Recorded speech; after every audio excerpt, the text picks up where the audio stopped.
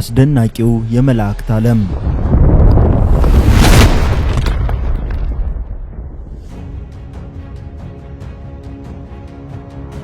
መላእክት እጅግ ረቂቅና አፈጣጠራቸውም እጅግ አስደናቂ የሆነ የተፈጠሩበት መንገድ የሰው ልጅ ማሰብ ከሚችለው በላይ የረቀቀ ከብርሃን የፈጠነ እንቅስቃሴ ያላቸው የእግዚአብሔር መልእክተኞች ናቸው።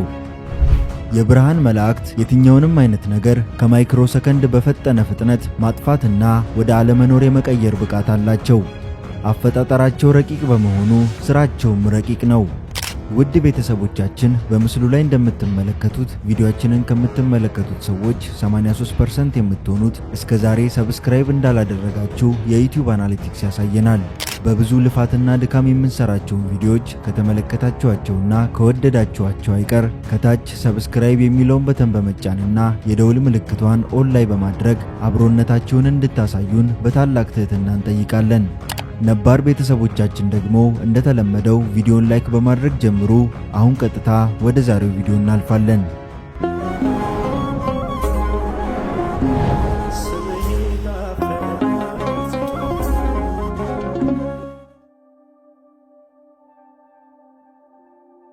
ቅዱሳን መላእክት ከተፈጠሩባት ከመጀመሪያው ዓለት ከእሁድ አንስቶ እስከ ዛሬ ድረስ ወደፊትም ለዘላለም እግዚአብሔርን በቅድስና የሚያገለግሉ ተፈጥሯቸው የተቀደሰ ሕይወታቸውን በንጽህና የተሞላ ሰማያዊያን ፍጥረት ናቸው። ቅዱሳን መላእክት በመንፈሳዊ ዓለም እየኖሩ በሰማይና በምድር በእግዚአብሔርና በሰው ፊት የቅድስናን መንፈሳዊ አገልግሎት የሚፈጽሙ ረቂቅ ፍጡራን ናቸው። እግዚአብሔር ቅዱሳን መላእክትን ሲፈጥር ካለመኖር ወደ መኖር አምጥቶ ፈጥሯቸዋል። አፈጣጠራቸውም እንደ ሰው በገቢር ሳይሆን በአርምሞ ወይም በዝምታ ተፈጥረዋል።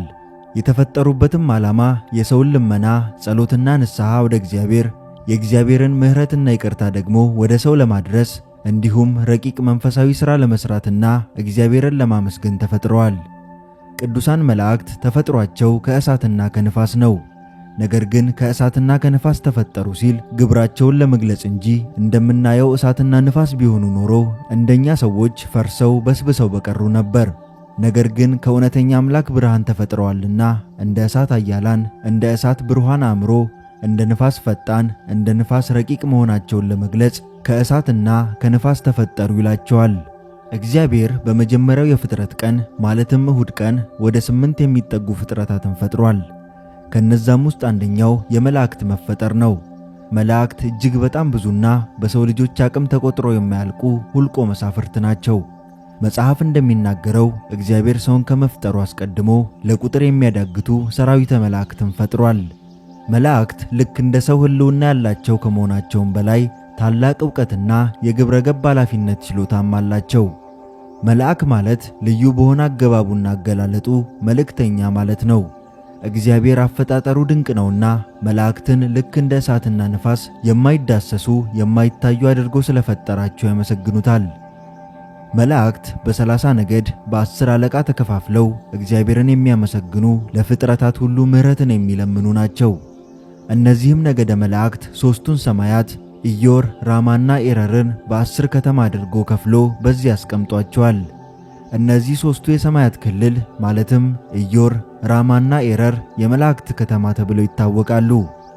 በዓለመ ሰማይ እግዚአብሔር አምላክ ፍጥረቱን መፍጠር በጀመረበት በመጀመሪያው ቀን እሁድ አስቀድመው የተፈጠሩት 7ቱ ሰማያትና መላእክት ናቸው። ሰማያቱም እንደ ስያሜያቸው የራሳቸው ትርጓሜ ያላቸው። ከ7ቱ ሰማያት ውስጥ ደግሞ የመላእክት ከተማ የሆኑት ከላይ የጠቀስናቸው 3ቱ ሰማያት ናቸው። 10ሩን ነገድ አንዳንድ አለቃ እየሾመ በየከተማው አድርጓቸዋል። የነገደ መላእክቱ ስምም ከላይ ወደ ታች እንደሚከተለው ነው። አንደኛ ነገደ አጋዕዝት። አስቀድሞ አለቃቸው ሳጥናኤል የነበረ ሲሆን እርሱ በካደ ጊዜ ከእርሱ ነገድ ተከፍተው ከነገደ ሚካኤል የተደረቡ አንድ ክፍል ሲሆኑ በመጽሐፈ ኪዳንም አጋዕዝት በማህሊ አጋዕዝት በማህሌት ያመሰግነዋል የተባሉት እነዚሁ ናቸው። ሁለተኛ ነገደ ኪሩቤል። አለቃቸው ኪሩብ የተባለ መልአክ ሲሆን ገጸ ብእሲና ገጸ አንበሳ ናቸው። እግዚአብሔር ኪሩቤልን ከወገባቸው በታች አንድ ከወገባቸው በላይ 4 አድርጎ ሲፈጥራቸው ዓይናቸውም ብዙ ነው። ይኸውም ኃላፊያትንና መጻእያትን በማወቃቸው ይተረጎማል። በብዛትም 10 ነገድ ሲሆኑ በሰውና በአንበሳ መልክ ተወክለዋል። ሦስተኛ ነገደ ሱራፌል። አለቃቸው ሱራፌል የተባለ መልአክ ሲሆን ገጸ ላምና ገጸ ንስር ናቸው። በዮሐንስ ራእይ ምዕራፍ 4 ከቁጥር 8 እንደተገለጸው እግዚአብሔር ሲፈጥራቸው ባለ 6 ክንፍ አድርጎ ነው። እግዚአብሔር ከነገደ ኪሩቤል 2 ገጸ ሰብና ገጸ አንበሳን፣ ከሱራፌል ነገድ 2 ገጸ ላምና ገጸ ንስር አንስቶ ከኢየሩሳሌም ሰማያዊት በላይ ከሰማይ ውዱድ በታች አቁሞ በእነርሱ ላይ ሰማይ ውዱድን እንደ መረሻት ጫነባቸው። በላይም ህብሩ በረድ የመሰለውን ዙፋን እንደ ሰረገላ ጭኖባቸዋል። እነዚህንም በምስራቅ፣ በምዕራብ፣ በሰሜንና በደቡብ በአራቱም ማዕዘን ጀርባቸውን ወደ ውስጥ ፊታቸውን ወደ ውጭ እያደረገ አቁሟቸዋል። ትንቢተ ሕዝቅኤል ምዕራፍ 1 ከቁጥር 12 ላይ እያንዳንዱም ቀጥ ብሎ ይሄድ ነበር። እነዚህም ገጽ ለገጽ ሳይተያዩ ሥላሴ በፈቀዱት ፍኖት አንዱ በሄደበት ሦስቱ እየተከተሉ ይሄዳሉ። እነዚህም እንደ ነቢዩ ሕዝቅኤል ገለጻ 16 ሲሆኑ የቀሩት ከውስጥ ስለሆነ ስለማይታዩ አራቱ ግን ብቅ ብቅ ብለው ስለሚታዩ ዮሐንስ 4 ብሏቸዋል እንጂ እንደ ሕዝቅኤል ገለጻ 16 ናቸው። አራተኛ ነገደ ኃይላት። አለቃቸው መልአከ ኃይል፣ መልአከ ምክር፣ መጋቤ ብሉይ የሆነው መልአኩ ቅዱስ ሚካኤል ነው። ሰይፍን የሚይዙ ሊቃነ መላእክት እኚህ ናቸው። እኚህ አራቱን ሊቃነ መላእክትና 40ውን ነገድ በኢዮር ሰማይ ላይ ኢዮርን 4 ከተማ አድርጎ ከላይ ወደ ታች አኖራቸው።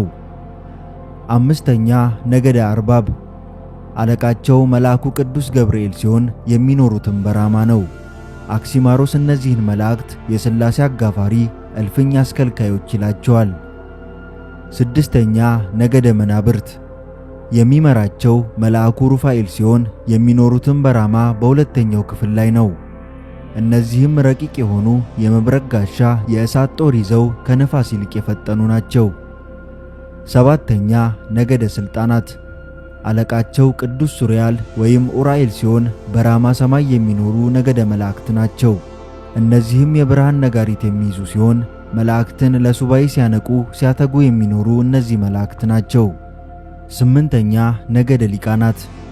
አለቃቸው ሰላትያል የሚባል መልአክ ሲሆን በኤረር የመላእክት ከተማ ሰፍረው ይገኛሉ። እነዚህም ረቂቅ በሆነ በአፍራስ እሳት ተቀምጠው የእሳት መጎናጸፊያን ተጎናጽፈው በከዋክብት አምሳል የብርሃን ሰላጢን ይዘው በልባቸው የሚሳቡ በእግራቸው የሚሽከረከሩ በክንፍ የሚበሩ በደመነፍስ ሕይወት ሕያዋን ሆነው ጸንተው የሚኖሩ የባህር ፍጥረታትን የሚጠብቁ መላእክት ናቸው። ዘጠነኛ ነገደ መኳንንት። አለቃቸው ሰዳኪያል ሲሆን በኤረር የሚኖሩ ናቸው።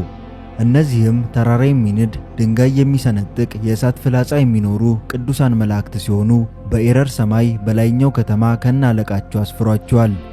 አስረኛ ነገደ መላእክት። በሁሉም ነገድ የሚኖሩት ስማቸው መላእክት ቢባሉም ነገር ግን በኤረር ከሚኖሩት ከ30ው ነገድ ነገደ መላእክት በመባል ይጠራሉ። አለቃቸውም አናንያል ይባላል። እነዚህም ረቂቅ የብረት ወገን የሚሆኑ የእሳት ድንጋዮችን በምድረ ነጎድ ወንጭፍ የሚያስወነጭፉ ፀሐይን፣ ጨረቃንና ከዋክብትን ከሰማይ በታች ከምድርም በላይ ያለውን የሚጠብቁ ጠባቂ መላእክት ሲሆኑ እነዚህን 10 ነገድ ኤረር በተባለው ሰማይ በሦስተኛው ከተማ አስፍሯቸዋል። እነዚህ መላእክት ሰው የጸለየውን ጸሎትና ያቀረበውን መስዋዕት ወደ እግዚአብሔር በማድረስ የእግዚአብሔርን ምሕረት ደግሞ ወደ ሰዎች በማምጣት ሰውን ከአምላካቸው ጋር በማማለድ ጸንተው ያሉ እንደሆኑ በብዙ ስፍራ ላይ ተዘርዝሯል። እነዚህ ረቂቃን መላእክት የተለያየ አይነት ተፈጥሮ አላቸው። ይኸውም ማለት በክንፋቸው ሀገራትንና አህጉራትን የሚሸፍኑ ቁመታቸው ከጠፈር እስከ በርባሮስ ወይም መሠረተ ምድር ድረስ የሚደርሱም አሉ። ልዩ ልዩ አይነትም ናቸው። ገጸ አናብስት፣ ገጸ አናብርት፣ ገጸ ንስር፣ ሌሎችም ብዙ አይነት ገጽ ያላቸው ናቸው። ሌላኛው ነገር መላእክት ለተልኮ ካልሆነ በቀር ሥላሴ ካስቀመጣቸው ቦታ በፍጹም አይወጡም። በዚህም ተልኳቸው ምክንያት በተለያየ ጊዜ ወደ ሰው ልጆች ተልከው በሰሩት ሥራ የሚዘከሩ መላእክት አሉ። ለምሳሌ ያህል በመጽሐፍ ቅዱስ መልአኩ ቅዱስ ሩፋኤል ወደ ጦቢትና ቤተሰቦቹ ተልኮ እንደነበርና ስላደረገላቸው ድንቅ ነገሮች በመጽሐፈ ጦቢት እንመለከታለን። መልአኩ ቅዱስ ሚካኤል በተለያየ ጊዜ እስራኤልን ሲመራቸው ወደ ዳንኤል ሲላክ፣ ወደ ጌዲዮንና ወደ ሌሎቹም ሲላክ እናነባለን። መልአኩ ቅዱስ ገብርኤልም ሰልስቱ ደቂቅን ለማዳን ዘካርያስን ለማብሰር ከሁሉ በላይ ደግሞ የሰው ልጆችን ያድን ዘንድ ክርስቶስ ሊወለድ ባለ ጊዜ ለድንግል ማርያም ተገልጦ ክርስቶስን እንደምትወልድ አብስሯታል። ሰማያተ መላእክት። መላእክት የሚኖሩባቸው 3 ሰማያት አሉ። እነርሱም ኢዮር፣ ራማና ኤረር ይባላሉ። እነዚህ የመላእክት ዓለማት ወይም የመላእክት ከተሞች ይባላሉ። እያንዳንዱ የመላእክት ዓለም ውስጥ በስልጣንና በአገልግሎት የተከፋፈሉ መላእክት ይኖራሉ። አንደኛ ኢዮር። ኢዮር ከሰባቱ ሰማያት ውስጥ በአምስተኛ ደረጃ ላይ ስትገኝ እግዚአብሔር በዚህች ከተማ ላይ 40ውን ነገደ መላእክት አስፍሯቸዋል። ሲያሰፍራቸውም ለአራት ከፍሎ 4 አለቆችን ሾሞላቸዋል። እነዚህንም ሲፈጥራቸው በ10ኛው ሰዓት ሌሊት ኢዮርን እንደ ፎቅ ላይኛው ቤት፣ ታች ቤት፣ ምድር ቤት አድርጎ ፈጥሯቸዋል። በኢዮር የሚገኙት 4ቱ ክፍሎችም የሚከተሉት ናቸው። አጋዕዝት። የመጀመሪያዎቹን በኢዮር ያሰፈራቸውን የመላእክት ነገዶች አጋዕዝት ብሎ ጠራቸው። አለቃቸውን ሳጥናኤልን አድርጎ ሾሞላቸዋል። በኋላም ሳጥናኤል አምላክነትን ሽቶ ከክብር በመውረዱ ቅዱስ ሚካኤል ተረክቦታል።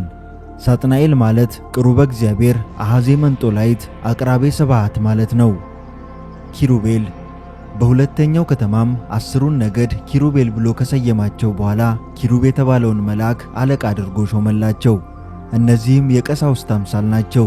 እነርሱም መንበረ ሥላሴን ይሸከማሉ። አለቆቻቸው ገጸ ሰብና ገጸ አንበሳ ናቸው። በትንቢተ ሕዝቅኤል ምዕራፍ 10 ከቁጥር 1 ላይ እኔም አየሁ፣ እነሆ በኪሩቤል ራስ ላይ ባለው ጠፈር በላያቸው እንደ ሰምፔር ያለ ድንጋይ እንደ ዙፋን የሚመስል መልክ ተገለጠ እንዲል እነዚህንም ከወገባቸው በታች 1 ከወገባቸው በላይ 4 አድርጎ ፈጥሯቸዋል። እነዚህም 4 ገጽ ይባላሉ። ገጸ ሰብ፣ ገጸ አንበሳ፣ ገጸ ንስር፣ ገጸ እንስሳ ይባላሉ። ከእግራቸው እስከ ራሳቸው በዓይን የተሸለሙ ናቸው። እነዚህ ኪሩቤል እንደ ነብር ዥንጉርጉር እንዲሁም እንደ መስታወት ብሩህ ናቸው። ሱራፌል። በሦስተኛው ከተማም 10ሩን ነገድ ሱራፌል ብሎ ሰየማቸው። እነዚህም የዲያቆናት አምሳያ ናቸው። አፈጣጠራቸውም 6 ክንፍ አድርጎ ፈጠራቸው። ኢሳይያስ ምዕራፍ 6 ከቁጥር 2 ሱራፌል ከእርሱ በላይ ቆመው ነበር። ለእያንዳንዱም 6 ክንፍ ነበረው። በ2 ክንፍ ፊቱን ይሸፍን ነበር፣ በሁለቱም ክንፍ እግሮቹን ይሸፍን ነበር፣ በሁለቱም ክንፍ ይበር ነበር እንዲል የእነዚህም አለቃቸው መልአኩ ሱራፊ ይባላል። ኃይላት። በአራተኛው ከተማም 10ሩን ነገድ ስማቸውን ኃይላት አላቸው። እነዚህ የሥላሴ ሰይፍ ጃግሮች፣ ሰይፍ ያዦች ናቸው። የእሳት ሰይፍ ይዘው በስሉስ ቅዱስ ፊት የሚቆሙ ናቸው። በመንፈሳዊ ሕይወታቸው የዛሉና የደከሙ ክርስቲያኖችን የሚያበረታቱ መላእክት ናቸው። የኃይላት አለቃቸው መልአኩ ቅዱስ ሚካኤል ሲሆን እነዚህንም ከነ አለቃቸው በኢዮር በአራተኛው ሰማይ አስፍሯቸዋል። እነዚህ ከላይ የተመለከትናቸው 40ው ነገደ መላእክት የሰፈሩባት የመላእክት ከተማ ኢዮር 4ቱ ክፍሎች ናቸው። ሁለተኛው የመላእክት ከተማ ደግሞ ራማ ይባላል። ሁለተኛ ራማ። ከዚህ በኋላ እግዚአብሔር በ10ኛው ሰዓት ከሰባቱ ሰማያት በ6ኛው ሰማይ በራማ ያሉትን መላእክት በ3 አለቃ አድርጎ ለ3 ከፍሎ አሰፈራቸው። ሲያሰፍራቸውም ራማን እንደ ላይና ታች ቤት እንደ ምድር ቤትም አድርጎ በ3 ከተማ ከፍሎ አስፍሯቸዋል። ከነዚህም የመጀመሪያው አርባብ ይባላል። የመጀመሪያዎቹን 10ሩን የመላእክት ነገዶች አርባብ ብሎ ሰየማቸው። እነዚህም በእግዚአብሔር ፊት ቋሚዎችና አጋፋሪዎች ናቸው። በሉቃስ ወንጌል ምዕራፍ 1 ከቁጥር 19 እኔ በእግዚአብሔር ፊት የምቆመው ገብርኤል ነኝ እንዲል የአርባብ አለቃቸው ቅዱስ ገብርኤል ነው። ሁለተኛው ደግሞ መናብርት ይባላል። በራማ ያሉትን ሁለተኛዎቹን 10ሩን ነገድ ስማቸውን መናብርት አላቸው። አለቃቸውም ቅዱስ ሩፋኤል ነው። እነዚህም የሥላሴ ጋሻ ጃግሬዎች ናቸው። የመብረቅ ጋሻ፣ የእሳት ጦር ይዘው ለዘላለም እንደ ነፋስ ሲበሩ ይኖራሉ። እነዚህንም በራማ ሁለተኛው ከተማ ላይ አስፍሯቸዋል። ሦስተኞቹ የራማ ከተማ ክፍሎች ደግሞ ሥልጣናት ይባላሉ። ከዚህ በኋላ እግዚአብሔር በራማ ያሉትን ሦስተኞቹን 10ሩን ነገድ ስማቸውን ሥልጣናት አላቸው። አለቃቸውም መልአኩ ሱሪያል ወይም ቅዱስ ኡራኤል ነው። እነዚህም የሥላሴ ነጋሪት መቺዎች፣ መለከት ነፊዎች ናቸው። መላእክትን ለቅዳሴ ለስባሄ ሲያነቁ ሲያተጉ የሚኖሩ ናቸው። እነዚህንም በራማ በሦስተኛው ከተማ አስፍሯቸዋል። ሦስተኛ ኤረር። ከዚህ በኋላ እግዚአብሔር አምላክ በ11ኛው ሰዓት ሌሊት በሰባተኛዋ ሰማይ በኤረር ያሉትን መላእክት በ3 አለቃ በ30 ነገድ አድርጎ ኤረርን እንደ ላይ ቤት፣ ታች ቤት፣ ምድር ቤት አድርጎ ከፍሎ አስፍሯቸዋል። ከነዚህም የመጀመሪያዎቹ መኳንንት ይባላሉ። የመጀመሪያዎቹን በኤረር ያሉትን 10ሩን ነገደ መላእክት መኳንንት ብሎ ከሰየማቸው በኋላ አለቃቸውን ሰዳኪያል መልአክ አድርጎ ሾመላቸው። እነዚህም የሥላሴ ቀስተኞች ናቸው። ተራራ የሚንድ ድንጋይ የሚሰነጥቅ የእሳት ፍላጻ፣ የእሳት ቀስት ይዘው ሰውን ሁሉ ከመከራ ሥጋ ከመከራ ነፍስ የሚጠብቁ ናቸው። በተጨማሪም በትንሣኤ ዘጉባኤ የሰውን ሁሉ አጥንት የሚሰበስቡና ምድርን ለምጽአት እንዲያዘጋጁ የሚላኩ መላእክት ናቸው። ሁለተኞቹ ደግሞ ሊቃናት ይባላሉ። ከዚህ በኋላ በኤረር ያሉትን ሁለተኛዎቹን 10ሩን ነገደ መላእክት ስማቸውን ሊቃናት አላቸው። አለቃቸውም ሰላትያል መልአክ አድርጎ ሾመላቸው። እነዚህም የሥላሴ የፈረስ ባልደራስ ናቸው። በእሳት ፈረስ ተቀምጠው በእሳት ልብድ ተለብደው በከዋክብት አምሳል የብርሃን ሰላጢን ይዘው በልባቸው የሚሳቡትን በእግራቸው የሚሽከረከሩትን በክንፋቸው የሚበሩትን በደመ ነፍስ ሕያዋን የሆኑትን ሁሉ የሚጠብቁ ናቸው። ሦስተኞቹ የኤረር ክፍሎች ደግሞ መላእክት ይባላሉ። ከዚህ በኋላ እግዚአብሔር አምላክ በኤረር ያሉትን በ3 ከተማ አድርጎ 10ሩን ነገድ መላእክት ብሎ አስፍሯቸዋል። አለቃቸውም አናንኤል መልአክ አድርጎ ሾመላቸው። እነዚህ እንደ ብረት የጸና የእሳት ነጎድጓድን ወደ ምድር የሚወነጭፉ ፀሐይን፣ ጨረቃን፣ ከዋክብትን፣ አዝርዕትን፣ አትክልትን፣ እጽዋትን ከምድር በላይ ከሰማይ በታች የተፈጠሩትን ሁሉ የሚጠብቁ ናቸው። በሦስቱ ሰማያት ያሉት 10 አለቆችና 100 ነገዶች እነዚህ ናቸው። አስደናቂው የመላእክት ባህሪ። የመላእክት ባህሪ ከሰው ጋር የሚያመሳስለውም የሚያለያየውም ነጥብ አለው። ከሰው በምን ይለያያሉ ቢሉ መላእክት ረቂቃን ናቸው። ከነፋስ ነፍስ ትረቃለች፣ ከነፍስ መላእክት ይረቃሉ፣ ከመላእክት ደግሞ ሥላሴ ይረቃሉ። ሌላኛው ባህሪያቸው መላእክት እንደ ሰው አይራቡም፣ አይጠሙም፣ ልብስና መጠለያ አይፈልጉም። የመላእክት ምግባቸው የእግዚአብሔር ምስጋና፣ መጠጣቸውም የመለኮት ፍቅር ነው። ሌላኛው ደግሞ መላእክት ጾታ የላቸውም፣ በመሆኑም አይጋቡም፣ አይዋለዱም። መላእክት ከመዘንጋት የራቁ ባለ አእምሮ የሆኑ ዕውቀት ያላቸው የዋህነትና ትዕግስትን ገንዘብ ያደረጉ ለዘላለም የማይነጥፍና የማያቋርጥ ይልቁንም ዘወትር እንደ ጅረት ውሃ የሚወርድ ምስጋና ያላቸው ናቸው። እንደ ሰው አንድ ጊዜ ደግ ሌላ ጊዜ ክፉ በመስራት አይዋልሉም። መላእክት ምንም እንኳን ከሰው በፊት ቢፈጠሩም እንደ ሰው ግን አያረጁም። ዘወትር ውቦች ብርቶችም ናቸው። ይኸውም ልክ እንደኛ ነፍስ በእግዚአብሔር ፍቃድ የተደረገ ነው። ከሰው ምን ያመሳስላቸዋል ስንል ደግሞ ምንም ረቂቃን ቢሆኑም እንኳን ሕልውና ከአካል ጋር ያላቸው ናቸው።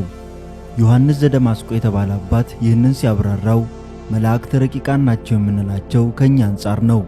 ከማንም ጋር ከማይነጻጸረው ከእግዚአብሔር አንጻር ሲታዩ ግን ግዙፋን ናቸው። ፍጹም ረቂቅ የሆነው እግዚአብሔር ብቻ ነውና ብሏል። መላእክት ምንም ያክል ረቂቃን ቢሆኑም ውሱናን ናቸው። እንደ ሰው በቦታ የሚገመቱ ባይሆኑም መጠን አላቸው። መጠናቸውና አርአያቸው የተለያየ ነው። ቁመታቸው ከምድር እስከ ሰማይ የሚደርስ መላእክት አሉ። በክንፋቸው ብቻ አንድ አገር የሚያለብሱ መላእክትም አሉ። ራሳቸው ብቻ ተራራ የሚያክል መላእክትም አሉ። በአይን ቅርጽ የተሸለሙ ሁለንተናቸው አይን የሆነ መላእክትም አሉ። 6 ክንፍ ያላቸው መላእክትም እንዲሁ። መብረቅ ለብሰው መብረቅ ተጎናጽፈው የሚኖሩ መላእክትም አሉ። ንፋስ ለብሰው ንፋስ ተጎናጽፈው የሚኖሩ መላእክትም አሉ። ብሩህ ደመና ጠምደው የሚኖሩ መላእክትም አሉ። እግራቸው አምደ እሳት የሚመስል መላእክትም አሉ። የእነዚህን መላእክት አርአያቸውን መጠናቸውን ከእግዚአብሔር በቀር የሚያውቀው የለም። መላእክት አዋቂዎች ናቸው። ዕውቀታቸው ግን ሐዋርያው ጴጥሮስ እንደተናገረው ከሰው እጅግ ከፍ ያለ ነው። ምንም ከሰው እጅግ ከፍ ያለ ቢሆንም ግን ዕውቀታቸው መጠን አለው። ከእግዚአብሔር በቀር ፍጹም ዕውቀት ያለው የለምና። እኛ ዕውቀታችን እንደ መላእክት የሚሆነው ከትንሣኤ ዘጉባኤ በኋላ ነው። ሌላኛው መላእክትን ከሰው ጋር የሚያመሳስላቸው ባህሪ እነርሱም ልክ እንደኛ ነፃ ፍቃድ አላቸው። እንደ ሰው ባህሪያቸውን የሚገልጽ የራሳቸው የሆነ ስምም አላቸው። ሰው ከመበደሉ በፊት ልክ እንደ መላእክት ንጹሕ ውብና ብርቱ ነበር። በፍጥረታት ላይ ሥልጣን ነበረው። እርሱ ሲበድል ግን ከሥልጣን የወረደ ሰው እንደ ድሮ የሚያከብረው እንደሌለ ሁሉ ፍጥረታቱ አዳምን አልታዘዛሉት፣ እንደውም ተበረታቱበት።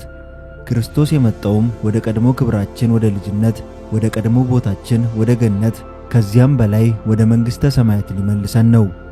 በመሆኑም ሰው ምንም እንኳን በዚህ ዓለም ሳለ ብዙ ውጣ ውረዶችን ቢያሳልፍም በመጨረሻ መላእክትን ይመስላል። ለዚህም ነው ቅዱሳን መላእክት ሐዋርያው ቅዱስ ጳውሎስ በዕብራውያን መልእክቱ ምዕራፍ 1 ከቁጥር 14 ላይ እንደገለጸው ታናሽ ወንድማችን ሰውን በማገልገል ላይ ያሉት። ምንም እንኳን በስም ብንጠራቸውም ስማቸው ነገር እግዚአብሔርን የሚያስረዳ እንደሆነ እንጂ በቅጥነተ ሕሊና ስናስተውለው ማን እንደሚባሉ አይታወቁም። ስም የሌላቸው ሆኖ ሳይሆን የሰው አእምሮ ሊረዳው ስለማይችል ነው። ለምሳሌ ገብርኤል ማለት አምላክ ወሰብ ማለት ነው። ይህም የጌታችን የኢየሱስ ክርስቶስን ማንነት እንዲገልጽ ተደርጎ የተሰጠው ስም ነው። የመላእክት መልክ በፊልምም ሆነ በበርካታ ስዕላቶች ላይ እንደሚታዩት አይነት አይደለም። መላእክት ብዙ ጊዜ መልካቸው ነጭ እንደሆነ ተደርገው ይሳላሉ። ይህ ግን ትክክል አይደለም። ይህ የሆነበት ምክንያት ደግሞ ምዕራባውያኑ የመላእክት ወገን መሆናቸውንና እንደ መላእክቱ አዋቂ መሆናቸውን ለመግለጽ እንዲሁም ራሳቸውን ከፍጥረታት በላይ አድርገው ለመግለጽ የሚጠቀሙበት ዘዴ በመሆኑ ነው። በመጽሐፍ ቅዱስ ቅዱሳን መላእክት በተለያየ መልክ እንደተገለጹ እናነባለን። ለምሳሌ በዘጸአት ምዕራፍ 3 ከቁጥር 2 እስከ 4 በእሳት አምሳል ለሙሴ፣ በዘጸአት ምዕራፍ 13 ከቁጥር 21 በአምደ ብርሃንና በደመና አምሳል ለሕዝበ እስራኤል፣ በመጽሐፈ መሳፍንት ምዕራፍ 6 ከቁጥር 12 እስከ 23 በተራ ሰው አምሳል ለጌዲዮንና ለጦቢት፣ በመጽሐፈ መሳፍንት ምዕራፍ 13 ከቁጥር 6 በነቢይ አምሳል ለማኑሄ ሚስት፣ በሁለተኛ ነገሥት ምዕራፍ 6 ከቁጥር 16 እስከ 17 በእሳት ፈረስና ሰረገላ አምሳል ለኤልሳ ሎሌ፣ በትንቢተ ሕዝቅኤል ምዕራፍ 8 ከቁጥር 2 በእሳት አምሳል ለነቢዩ ሕዝቅኤል ሲገለጹ አንብበናል። ይህም ማለት መላእክቱ ሰው እንዲገባው በሰው አእምሮ መጠን ተገለጡ ማለት እንጂ መልካቸው ተለዋዋጭ ነው። ይህ ማለት የራሳቸው የሆነ ቋሚ መልክ የላቸውም ማለት ሳይሆን ከሰው አእምሮ በላይ የሆነ መልክ ስላላቸው ነው። እሱን መልካቸውን ግን ማንም ሰው አያውቀውም። ስለዚህ በተለምዶ ነጭ ተደርገው የሚሳሉት ልክ እንደ ቅዱስ ሚካኤል አይነት ስዕሎች ማለትም ጥቁር የሆነውን ሰይጣን ከላይ መልኩ ነጭ የሆነ መልአክ ረግጦት የሚታየው ስዕል ምሳሌያዊ እንጂ በትክክል መልካቸው እሱ አለመሆኑን ልብ ማለት ይገባናል። ሰይጣንም ጥቁር አለመሆኑ መታወቅ አለበት። አስደናቂው የመላእክት ተግባር። ቅዱሳን መላእክት በእግዚአብሔርና በሰው መካከል ለአገልግሎት የሚፋጠኑ ናቸው። ከእግዚአብሔር ዘንድ ምሕረትንና ቸርነትን ወደ ሰው ልጆች የሰዎችንም ጸሎትና ልመና ወደ እግዚአብሔር የሚያደርሱ ናቸው። ስለ ተራዳኢነታቸው በቅዱሳን መጻሕፍት በመንገዳችን ሁሉ እንደሚጠብቁን ልበ አምላክ ቅዱስ ዳዊት ሲያስረዳ እንዲህ ብሏል። በመንገድ ሁሉ ይጠብቁ ዘንድ መላእክቱን ስላንተ ያዛቸዋልና እግርህም በድንጋይ እንዳይሰናከል በእጆቻቸው ያነሱሃል። ያዕቆብ የልጁ የዮሴፍን ልጆች ምናሴንና ኤፍሬምን ሲባርክ አባቶቼ አብርሃምና ይስሐቅ በፊቱ ሄዱለት፣ እርሱ እግዚአብሔር ከታናሽነቴ ጀምሮ እስከ ዛሬ ድረስ እኔን የመገበኝ እግዚአብሔር ከክፉ ነገር ሁሉ ያዳነኝ መልአክ እርሱ እነዚህን ብላቴኖች ይባርክ ብሏል። በዚህም መላእክት ከክፉ ነገር ሁሉ የሚያድኑና የሚጠብቁ እንደሆኑ መባረክም እንደሚችሉ አስገንዝቧል። የቅዱሳን ጸሎት የሚያርገውም በመላእክት እጅ ነው። ለዚህም ማስረጃ ይሆን ዘንድ በዮሐንስ ራእይ ምዕራፍ 8 ከቁጥር 3 እስከ 5 ላይ ተጽፎ የምናገኘው ቃል ይገኛል። የወርቅ ጥና ይዞ በመሠዊያው አጠገብ ቆመ። በዙፋኑም ፊት ባለው በወርቅ መሠዊያ ላይ ለቅዱሳን ሁሉ ጸሎት እንዲጨምረው ብዙ ዕጣን ተሰጠው። የዕጣኑም ጢስ ከቅዱሳን ጸሎት ጋር በመልአኩ እጅ በእግዚአብሔር ፊት ወጣ። ስለዚህ ቅዱሳን መላእክት ጸሎታችንን፣ ልመናችንን፣ እንባችንን በእግዚአብሔር ፊት ያቀርባሉ፣ መልስም ያሰጣሉ። ቅዱስ ጳውሎስም የመላእክትን ተራዳኢነት ሊያስገነዝብ ሁሉ መዳንን ይወርሱ ዘንድ ስላላቸው ለማገዝ የሚላኩ የሚያገለግሉ መናፍስት አይደሉምን በማለት በዕብራውያን መልእክቱ ምዕራፍ 1 ከቁጥር 14 ላይ አስፍሮልናል። በመሆኑም መላእክት ይህንን የመሳሰለ አገልግሎት በመስጠት እግዚአብሔርን ያገለግላሉ፣ የሰው ልጅን ይደግፋሉ፣ ይጠብቃሉ። ቅዱሳን መላእክት ያለማቋረጥ እግዚአብሔርን ቅዱስ ቅዱስ ቅዱስ እያሉ ያመሰግናሉ። የእግዚአብሔርን መልካም ዜና ወደ ሰው ልጆች ያመጣሉ። ይሄውም ለአጋር፣ ለአብርሃም፣ ለሐናም ሳሙኤል፣ ለካህኑ ዘካርያስ፣ ለእመቤታችን እንዳመጡላቸው ማለት ነው። ማስተዋልንና ጥበብን ለሰው ልጆች ያድላሉ። ይሄውም ቅዱስ ገብርኤል ለነቢዩ ዳንኤል፣ ቅዱስ ኡራኤልም ለዕዝራ እንዳደረጉት ማለት ነው። ሰውን ከጥፋት ያድናሉ። ይሄውም ሎጥን ከሰዶምና ገሞራ ሰዎች ጋር እንዳይጠፋ 3 ደቂቅን ከሚነድ እሳት እንዳዳኗቸው ማለት ነው። መዝሙረኛው ክቡር ዳዊት የእግዚአብሔር መልአክ በሚፈሩት ሰዎች ዙሪያ ይሰፍራል ያደናቸውማል በማለት ይገልጻል። በሌላ ቦታም ክፉ ነገር ወደ አንተ አይቀርብም፣ መቅሰፍትም ወደ ቤት አይገባም፣ በመንገድህ ሁሉ ይጠብቁ ዘንድ መላእክቱን ስላንተ ያዛቸዋልና እግርህ በድንጋይ እንዳይሰናከል በእጆቻቸው ያነሱሃል ያለውም ስለዚሁ ነው። ቅዱሳን መላእክት የሰውንም መልእክት ወደ እግዚአብሔር ያደርሳሉ። የሰውን መልእክት ወደ እግዚአብሔር ያደርሳሉ ሲባል ምን ማለት እንደሆነ የቆጵሮሱ ሊቀ ጳጳስ ሊቁ ኤጲፋንዮስ በመጽሐፈ አክሲማሮስ ገጽ 51 ላይ የካህናተ ሰማይ ማዕጠንት፣ የጻድቃን ጸሎት፣ የሰማዕታት ገድል፣ የደጋግ ሰዎች ምግባር ነው ብሎ ያብራራል። በሌላ መልኩም እነዚህ ቅዱሳን መላእክት የእግዚአብሔርን ቁጣ ወደ ሰዎች ያመጣሉ። እነርሱም የመዓት መላእክት ሲሆኑ በትዕቢቱና በክፋቱ ከስልጣኑ የወረደው የዲያብሎስ ሰራዊት የነበሩና በኋላ ግን አለቃቸው ሲክድ ያልካዱ በእምነታቸው የጸኑ ከሳጥናኤል ሰራዊትነት ተለይተው ከነቅዱስ ሚካኤልና ከነቅዱስ ገብርኤል ጋር የተደመሩ ናቸው። እነዚህ የመዓት መላእክት እጅግ ቁጦችና ቀናተኞች ናቸው። አስቀድመን እንደተመለከትነው ለእያንዳንዱ ሰው ብቻ ሳይሆን ለእንስሳት፣ ለእጽዋት፣ ለምድር፣ ለፀሐይ፣ ለጨረቃ፣ ለከዋክብት ከምድርም በታች ለተፈጠሩት ፍጥረታት በሙሉ ጠባቂ መላእክት አላቸው። ለምሳሌ እንስሳትን የሚጠብቀው መልአክ ሰላታኤል ይባላል። አናንኤል የሚባለው ነገደ መላእክት ደግሞ እንደ ብረት የጸና የእሳት ነጎድጓድ ወደ ምድር የሚወነጭፉ ፀሐይን፣ ጨረቃን፣ ከዋክብትን፣ አዝርትን፣ አትክልትን፣ እጽዋትን ከምድር በላይ ከሰማይ በታች የተፈጠሩትን የሚጠብቁ ናቸው። ቅዱስ ባሲሊዮስ ዘቂሳርያ ሰውን ስለሚጠብቁ መላእክት ሲናገር ክፉ ሥራን ካልሰራን በቀር ጠባቂ መልአካችን ከኛ አይለይም። ጭስ ንብን ከቀፎ እንዲወጣ እንደሚያደርገው ሁሉ የኛ ኃጢአትም ጠባቂ መልአካችን ከኛ እንዲለይ ያደርገዋል ብሏል። ከዚህም ባሻገር ቅዱሳን መላእክት የቤተ ክርስቲያን አገልጋዮች ናቸው። ቤተ ክርስቲያን የክርስቶስ አካል ናትና መላእክትም ቤተ ክርስቲያንን ያገለግላሉ። የጌታችንን ሰው መሆን ያበሰሩት መላእክት ናቸው። በቤተልሔም ግርግም ሲወለድ እጅግ ደስ ብሏቸው ያመሰገኑትም መላእክት ናቸው። ስለ ልደቱ ለእረኞች የነገሯቸው መላእክት ናቸው። ወደ ግብጽ ሲሰደድ አብረውት የሄዱት መላእክት ናቸው።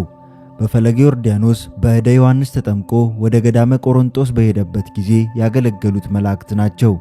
ጌታችን በጌቴሰማኒ የአትክልት ስፍራ ሲጸልይ ሲያበረቱት የነበሩት መላእክት ናቸው። አይሁድ ሊሰቅሉት ሲሉ ቸርነቱ ከልክሏቸው እንጂ አይሁድን ለማጥፋት የተዘጋጁት መላእክት ናቸው። ደሙን ወደ ዓለም ሁሉ የረጩት መላእክት ናቸው። ትንሣኤውን ያበሰሩት መላእክት ናቸው። ዳግም እንደሚመጣ የነገሩን እነዚህ መላእክት ናቸው። ዳግም ሲመጣ አብረውት የሚመጡትና ሙታንን የሚቀሰቅሱትም እነዚህ ቅዱሳን መላእክት ናቸው። በፍጻሜው ጦርነት ክርስቶስን ወክለው ከዲያብሎስ ጭፍራዎች ጋር የሚዋጉትና ሰይጣንን የሚያዋርዱት ቅዱሳን መላእክት ናቸው። ይህ አገልግሎታቸው በሐዋርያትም የተመለከትነው ነው። ሊቀ ካህኑ በግፍ ሐዋርያቱን ሲያስፈራራቸው ሰንሰለታቸውን የፈቱላቸው መላእክት ናቸው። የገሊላው ንጉሥ ይሁዳ ሐዋርያው ያዕቆብን ከገደለው በኋላ ጴጥሮስንም ሊገድለው ሲል በትል ተበልቶ እንዲሞት ያደረጉት መላእክት ናቸው። ፊልጶስ በሰማርያ እያስተማረ ሳለ ኢትዮጵያዊ ጃንደረባን አስተምሮ እንዲያጠምቀው የነገሩት ቅዱሳን መላእክት ናቸው። ሐዋርያት እየመሩ አሕዛብን እያዘጋጁ ወንጌል በአሕዛብ አገር እንዲስፋፋ ያደረጉት ቅዱሳን መላእክት ናቸው። እነ ቅዱስ ጳውሎስ መርከብ ባውሎ ንፋስ ቀንና ሌሊት ስትናወጥ አንዲት ነፍስ እንኳን እንደማጠፋ ያጽናኗቸው ቅዱሳን መላእክት ናቸው። በአጠቃላይ ቅዱሳን መላእክት ከክርስቶስ ደግሞም አካሉ ከምትሆን ከቤተ ክርስቲያን አይለዩም። ሰባቱ ሊቃነ መላእክት። የሰባቱ ሊቃነ መላእክት አቆጣጠር በብዙዎች ዘንድ ብዥታን ይፈጥራል። ነገር ግን በርካታ ድርሳናትንና መጻሕፍትን ከተመለከትን ይህን መረጃ እናገኛለን። እነዚህን ሊቃነ መላእክት በተመለከተ በርካቶች የሚጠቅሱት ሐሳብ የተለያየ ነው። አንዳንዶቹ ሰባቱ ሊቃነ መላእክት የሚባሉት በራእይ መጽሐፍ ላይ የተጠቀሱት መላእክት ብቻ ናቸው ይላሉ። አንዳንዶቹ ደግሞ ከሩፋኤል በታች ያሉትን አራቱን መላእክት የተለያዩ አድርገው ነው የሚጠቅሷቸው። ማለትም ራጉኤል፣ ኡራኤል፣ ፋኑኤል እና ሳቁኤልን ከሰባቱ ሊቃናት ውስጥ የሚመደቡ ናቸው ብለው የሚጠቅሱ አሉ።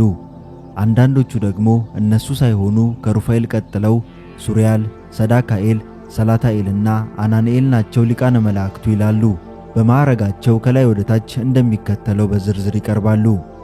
አንደኛ ቅዱስ ሚካኤል፣ ሁለተኛ ቅዱስ ገብርኤል፣ ሶስተኛ ቅዱስ ሩፋኤል፣ አራተኛ ቅዱስ ራጉኤል፣ አምስተኛ ቅዱስ ኡራኤል፣ ስድስተኛ ቅዱስ ፋኑኤልና ሰባተኛ ቅዱስ ሳቁኤል ሲሆኑ በራእይ መጽሐፍ ላይ የተጠቀሱት ሰባቱ ሊቃነ መላእክት ብለው የሚጠቅሷቸው ደግሞ አንደኛ ቅዱስ ሚካኤል፣ ሁለተኛ ቅዱስ ገብርኤል፣ ሶስተኛ ቅዱስ ሩፋኤል፣ አራተኛ ቅዱስ ሱሪያል፣ አምስተኛ ቅዱስ ሰዳካኤል፣ ስድስተኛ ቅዱስ ሰላታኤልና ሰባተኛ ቅዱስ አናንኤል ናቸው። እንግዲህ የትኞቹ ናቸው ትክክለኛዎቹ ሊቃነ መላእክት የሚለውን በተመለከተ ሁለቱንም በተለያየ ቦታ ላይ የተለያዩ ኦርቶዶክሳዊ ጸሐፊያን ጠቅሰዋቸው እናገኛለን። በተለያዩ መጻሕፍት ላይም ሁለቱም አይነት አጻጻፍ ተጽፎ ይገኛል። በተለምዶ ሰባቱ ሊቃነ መላእክት ተብለው የሚነገሩት ቅዱስ ሚካኤል፣ ቅዱስ ገብርኤል፣ ቅዱስ ሩፋኤል፣ ቅዱስ ራጉኤል፣ ቅዱስ ኡራኤል፣ ቅዱስ ፋኑኤልና ቅዱስ ሳቁኤል ናቸው ተብሎ ይነገራል። ነገር ግን ይህ አቆጣጠር ስህተት ነው። ምክንያቱም ፋኑኤል፣ ራጉኤልና ኡራኤል ከ12ቱ ሊቃነ መላእክት ውስጥ ገብተው ይቆጠራሉ እንጂ ዮሐንስ በራእዩ ካያቸው ከሰባቱ አበይት ሊቃነ መላእክት አይቆጠሩም። ይልቁንም ከ12ቱ ሊቃነ መላእክት ውስጥ ገብተው ቢቆጠሩ ሚካኤል፣ ገብርኤል፣ ሩፋኤል፣ ፋኑኤል፣ ራጉኤል፣ ኡራኤል፣ ሱሪያል፣ ሰዳካኤል፣ ሰላታኤልና ናንኤል እንዲሁም ኪሩብና ሱራፊ ተደምረው 12 ይሆናሉ። ቅዱስ ፋኑኤል፣ ቅዱስ ራጉኤልና ቅዱስ ኡራኤልስ የተሾሙት እንዴት ነው ቢሉ ቅዱስ ራጉኤል ሊቀ መላእክት ተብሎ መስከረም 1 ቀን በ12 ሊቃነ መላእክት ታጅቦ ርዕሰ ሰራዊት ተብሎ በሰባቱ ከተሞች ላይ ተሾመ። ቅዱስ ኡራኤልም ሊቀ መላእክት ተብሎ ጥር 22 ቀን በ12 ሊቃነ መላእክት ታጅቦ ርዕሰ መላእክት ተብሎ ተሾመ። እንዲሁም አንዳንድ አባቶች 10ሩ ሊቃነ መላእክት ብለው ሶስቱን ማለትም ፋኑኤልን፣ ራጉኤልንና ኡራኤልን ጨምረው ይቆጥራሉ። በዓመታዊ በዓሉ ታስቦ የሚውለውን ቅዱስ ሱሪያልን ጥር 27ና ሐምሌ 27 ቀን የሚነበበው መጽሐፈ ስንክሳር ከሰባቱ ሊቃነ መላእክት አራተኛው የሆነው መልአኩ ቅዱስ ሱሪያል የበዓሉ መታሰቢያ ነው በማለት ይገልጸዋል። የመላእክት ማዕረግ ሲነገር ሚካኤል፣ ገብርኤል፣ ሩፋኤል ብሎ ቀጥሎ የሚመጣው መልአኩ ሱሪያል ነው። በሦስቱ ሰማያት ካሉት 9ኙ ዓለመ መላእክት የአንዱ የሥልጣናት መሪ አለቃ ነው። ለኖህ መርከብን ያሰራው ከጥፋት ውሃም ያዳነው ይህ ቅዱስ መልአክ ነው። በገድለ ሰማዕታትም ላይ እንደተጠቀሰው የሰማዕታት ረዳትና አዳኝ ነው። ቅዱስ ሩፋኤል የሰው ልጆች ከተያዙበት የኃጢአት ቁስል ይፈወሱ ዘንድ በአማላጅነቱና በጸሎቱ የማይለይ መልአክ ነው። በበሽታ ሁሉ ላይ በሰው ልጆችም ቁስል ላይ የተሾመው ቅዱስ ሩፋኤል ነው በማለት ሄኖክ ከእግዚአብሔር መልአክ ያገኘውን የምስክርነት ቃል ጽፏል። ላረገዙ ሴቶች ረዳታቸው ቅዱስ ሩፋኤል ነው። ሴት በጸነሰችበት ወቅት ቅዱስ ሩፋኤል አይለያትም።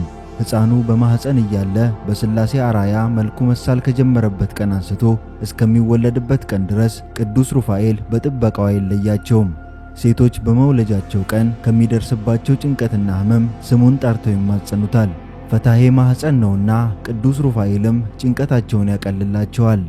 ቅዱስ ገብርኤል በአንጻሩ የጌታችን የመድኃኒታችን የኢየሱስ ክርስቶስን መምጣትና ሰው መሆን ለመናገር ተልኮ የምሥራች ዜናን ያበሰረ፣ በዲያብሎስ የተንኮል ወጥመድ ገብተው ለተሰናከሉት ፈጥኖ ለእርዳታ የሚደርስ፣ በጨለማና በሞት ጥላ ውስጥ ለሚኖሩት ሁሉ የብርሃን ፋና ያበራ፣ ሰባ ሰገልን የመራ መልአክ ነው።